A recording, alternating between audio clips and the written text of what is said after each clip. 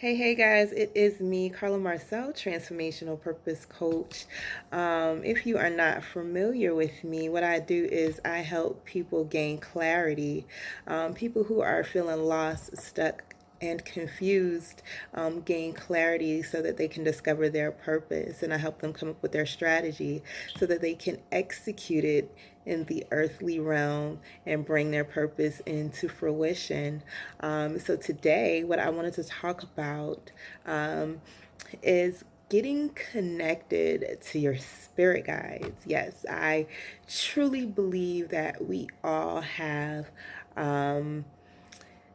protection around us. We all have entities that are set to guide us and bring us into truth and keep us safe and enlighten us. And I believe that they communicate with us through our intuition, through symbols, through signs, dreams, numbers, to name a few things. And you know, especially for people like me who has growing up, I was like a very quiet kind of girl. Like I was very shy, very reserved. A lot of people say like, no, I can't believe that you were shy. I can't believe that you're quiet. But actually, yeah, like even now, I still kind of consider myself as an introvert, you know. But a lot of times, like I didn't really have much to say, or I didn't really want to be involved in too many things. And it was because I kind of felt unworthy. I kind of felt like I never really fit anywhere. I never really fit in any particular space or any particular capacity. And it was like a very lonely kind of feeling. Like I've always had my one and two friends that I would hang out with. But aside from that, it was like, you know, and I always thought of myself as the girl that was kind of like in the background, right? But in actuality, like people were thinking of me different. Like, you know, people always thought that I was very pretty, and even that, I never really thought of myself as attractive growing up. And especially like I have a gap. Like I used to be so super self-conscious about my gap. I've always worn glasses. I used to be so super self-conscious about my glasses. And it was a very lonely experience growing up, for lack of a better word. But as I begin to grow and as I begin to get more self value, more self worth, like I begin to accept my flaws, right? I begin to uh, build higher self esteem, right? And what I've noticed as my mindset elevated, I begin to realize that I was an empath, right? I begin to realize that a lot of the reasons why I felt the way I felt was because I was always more spiritually in tune. External things never really interested me, right? External things never really satisfied me. And so, like, I was always kind of different in that regard. When everybody was so into having the latest this and having the latest that, it was kind of irrelevant to me. I had no desire for those things. And especially growing up, with immigrant parents coming to this country for the first time, a lot of things that were going on here, um, I was not familiar with, and my parents were not familiar with it. So the latest name brand this and the latest name brand that, it was never something that was like of any regards in my family. So it was different for me. But that being said, it just goes to show like when you're more spiritually in tune, as you're thought of as an outskirt, especially in the younger days when everybody's in this in this mode of fitting in, going through adolescence, and being in school where you want to be accepted and you want to feel that camaraderie with your peers, and so it was difficult going through that. But like as I grow up now, I understand the connection to the spiritual realm. Like I understand the connection that I have to my spiritual, my inner guides, right? And it's so absolutely necessary that we stay connected and we stay protected by that, because they're here for a reason, right? They're here to lead us into all truth, all righteousness. They're here to protect us and keep us safe, right? And they communicate with us through our intuition. And so when we are deeply rooted in that spiritual realm, when we are deeply connected to that spiritual realm, our intuition becomes solidified, right? Let me tell you a story. So back when I was about 21 or 22, my grandmother, um, well, let me start from the beginning. That day, my best friend's dad had died, and I was going to her house to show my respects for the family. And I remember that day being a very anxious day for me. I remember like just running extremely late to go to her house. It was like some I don't remember what was going on. It was probably about 10 years ago. And but my I got a phone call from my grandmother, and she called me and she said, something is telling me to pray for you. And I was just like, oh my God, here go grandma with all the spiritual stuff. I was like, come on, hurry up, so I can go about my business. And so as she does her little prayer, she gets off the phone. I'm like, okay, grandma, you done? And she's like, yeah, okay. So I hang up. So now, like, I go to my best friend's house and I'm in the car for a few minutes, right? And I decide to get out. So as I get out the car, I hear this a big boom. Like it was crazy, but I didn't pay it no attention for some reason. Like I was like, I'm already late. Like it's all these people here, right? I could barely find a parking spot. And so as I'm walking in, like these people are rushing to me. You drive a red car, don't you? I was like, yeah, you just got out the car. And I was like, yeah. And they was like, somebody crashed into your car. And I was like, what you mean somebody crashed into my car? Like I just got out of my car. Like, what are you talking about? So I go outside and I look at my car, and my whole entire driver's side is like bashed in. Like my wheel is off my car. My door could not open. Like somebody straight slammed into my car. And that would have been me if I if I was still there like another minute, or God forbid, well, I could have been like getting out the car at that moment, and that would have been my life right there. But that prayer that my grandmother did, something in the spiritual realm was telling her to pray for me, right? And I feel like now looking back on it, in that instance where that thing was telling her to pray for me, I feel like that thing was trying to communicate with me. But because I was not spiritually in tune back at that point, where I didn't know how to really connect with my spirit guides, I missed it, right? And because I missed it, my spirit guides got in touch in the spirit realm with me on a whole nother level. And they used my grandmother to do it, right? Because she was spiritually in tune at that point, right? And I really truly believe it was her prayer that really kept me that night, because I feel like if she wasn't spiritually in tune, or if she didn't listen to what the guides were telling her, the ancestors or the angels, whatever you want to call it, it's absolutely real. Whatever you want to call it, if she did not listen and follow through what they said, I would not be here. That prayer straight covered me. Like, and so you can't tell me that like this spiritual realm, this doesn't exist. And also we have to understand that before we are this physical entity, we are spirit, right? Before we are person, human beings, right? We are energy.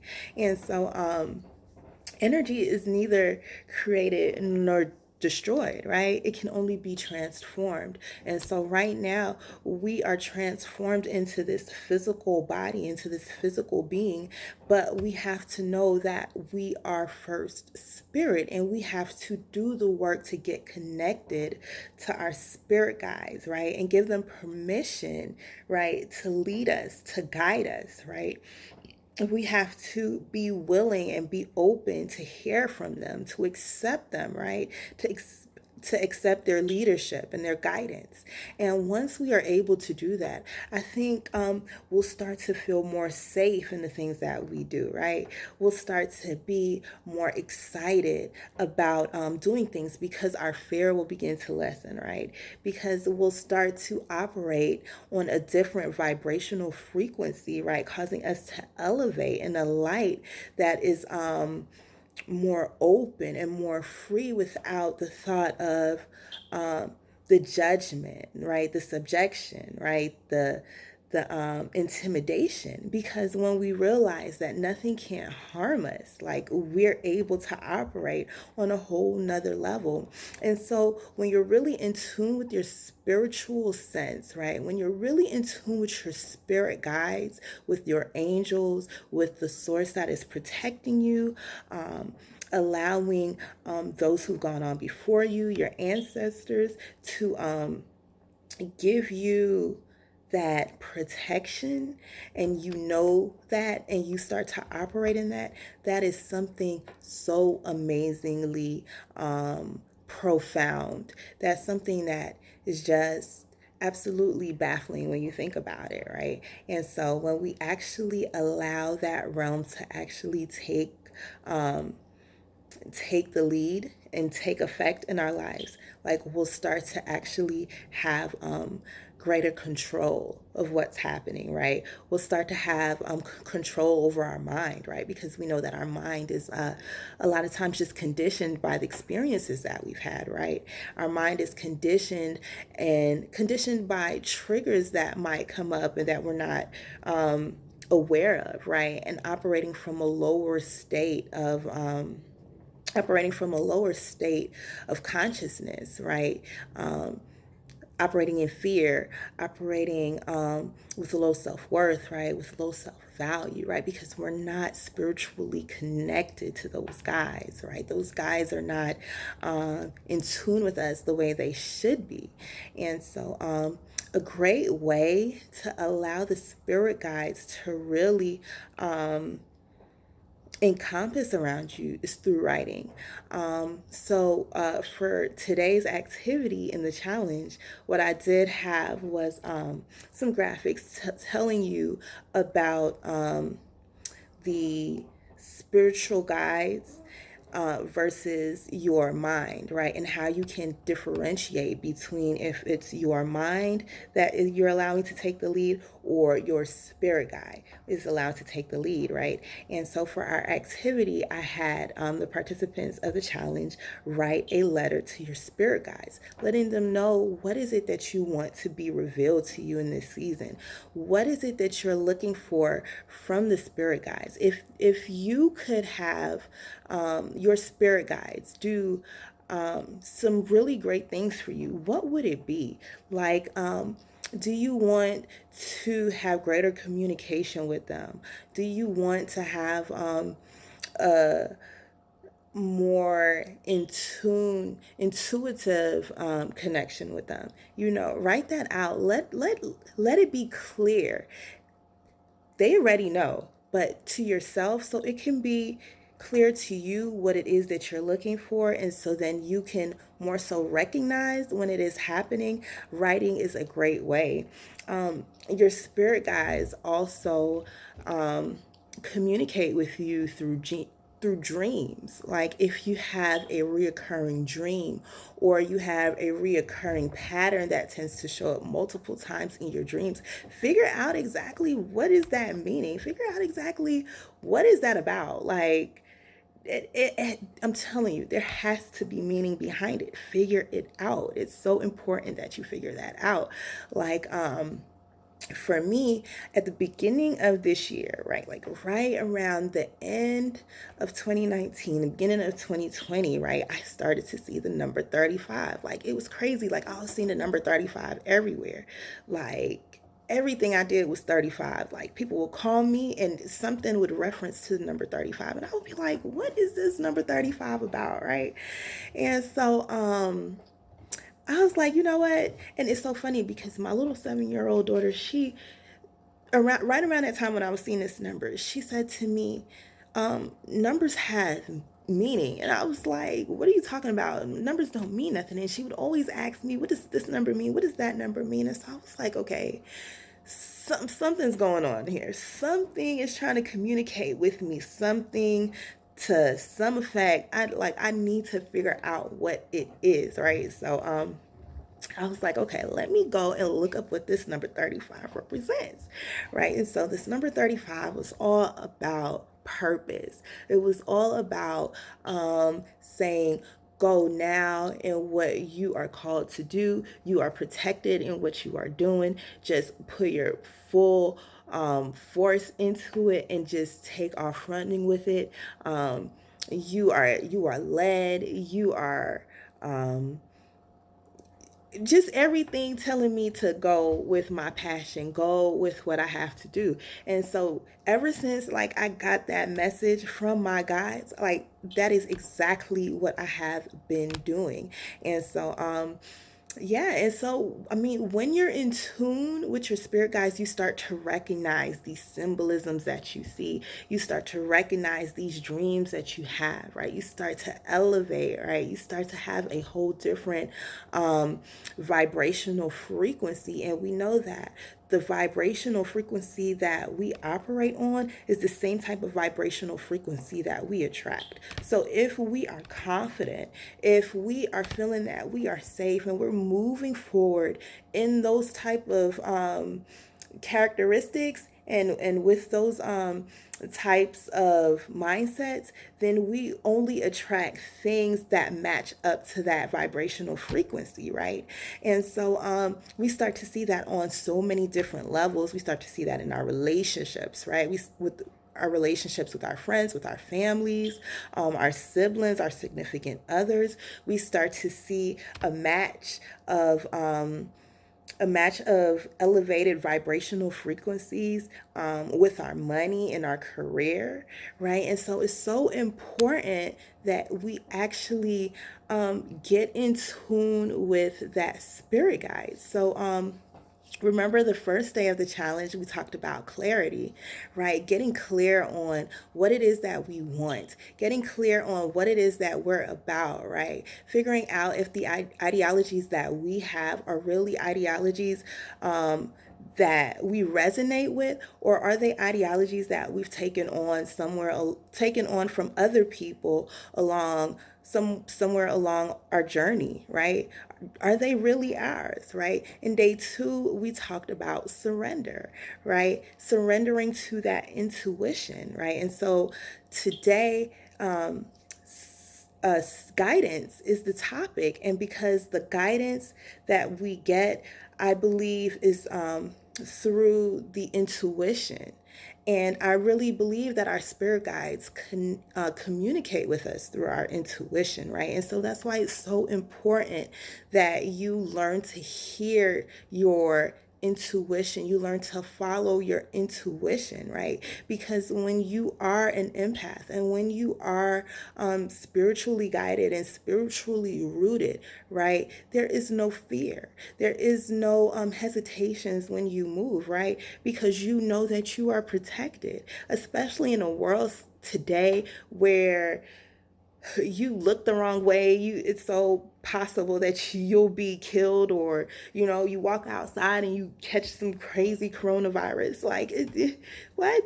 You have to be really deeply connected and really deeply rooted spiritually, right? And giving permission. That is so important, permission, right? Because it's like, yeah, there's this big, huge God that is in control of everything, but there's a different type of control that you have when you allow, um, when you give permission and you allow God to take the lead, right? There's a whole different type of playing field when you allow your spirit guides to guide you, right? There's a whole different type of vibrational frequency that you operate under when you get spiritually in tuned, right? And you allow that guidance to take the lead. And so I just wanted to come and share with you guys that about our day 3 of the Set Your Position Challenge. So I really hope that you guys are getting really into the challenge and you are doing the worksheets, and it's really helping you get clear and get rooted and figure out how to really set up your position for this season, for winning, right, for advancement, for elevation, because that's all what the Set Your Position Challenge is all about. So guys, that's it for me. So until next time, I will see you guys later.